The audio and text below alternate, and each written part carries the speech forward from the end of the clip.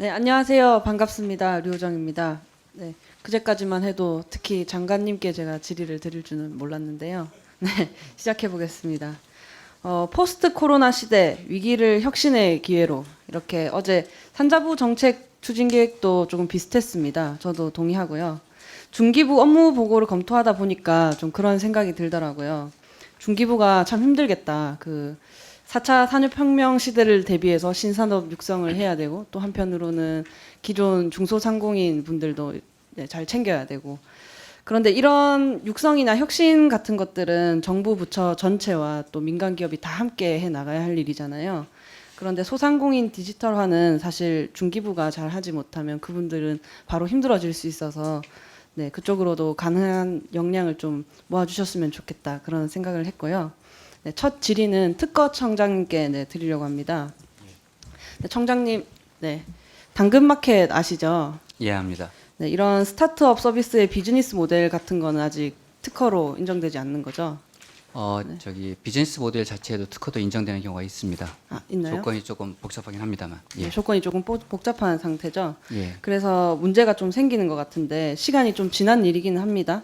예. 네, 뭐 예전에 모 대기업 자회사가 당근마켓을 그대로 베껴서 해외 서비스를 시작하려 했다. 그래서 뉴스가 된 적이 있거든요. 예. 이렇게 자기들 지적 재산을 쉽게 빼앗기면 사실 누가 창업을 하려고 하겠습니까? 업계에서는 대기업이 만약에 연락해 오면 경계하고 자료나 정보를 절대 주지 말라는 그런 교훈까지 돈다고 하는데 특허청에서는 어떤 대책을 강구하고 있으십니까? 예. 저희가 부정경쟁 행위에 대한 주무부서이기 때문에 대기업에 의해서 혹은 힘이 있는 기업에 의해서 약자의 지재권을 탈취하는 행위, 그것이 아이디어에 해당하더라도 거기에 대해서는 조사를 하고 필요한 경우에 시정을 권고할 권한이 있습니다. 하지만 지금 말씀하신 이 당근마켓 케이스 같은 경우는 해외에서 벌어졌거든요. 베트남에서 벌어졌지 않습니까?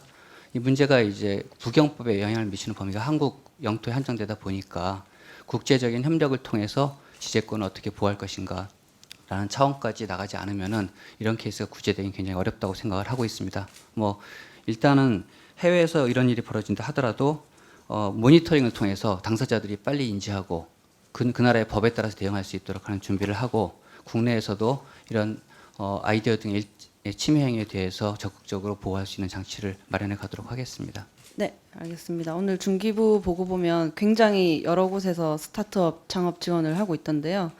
사실 이렇게 해서 창업 의지를 고양시키고 있는데 다른 데서 이런 사건이 반복되게 되면 어렵게 끌어올린 동력이 다시 감소할 수 있을 거라고 생각합니다.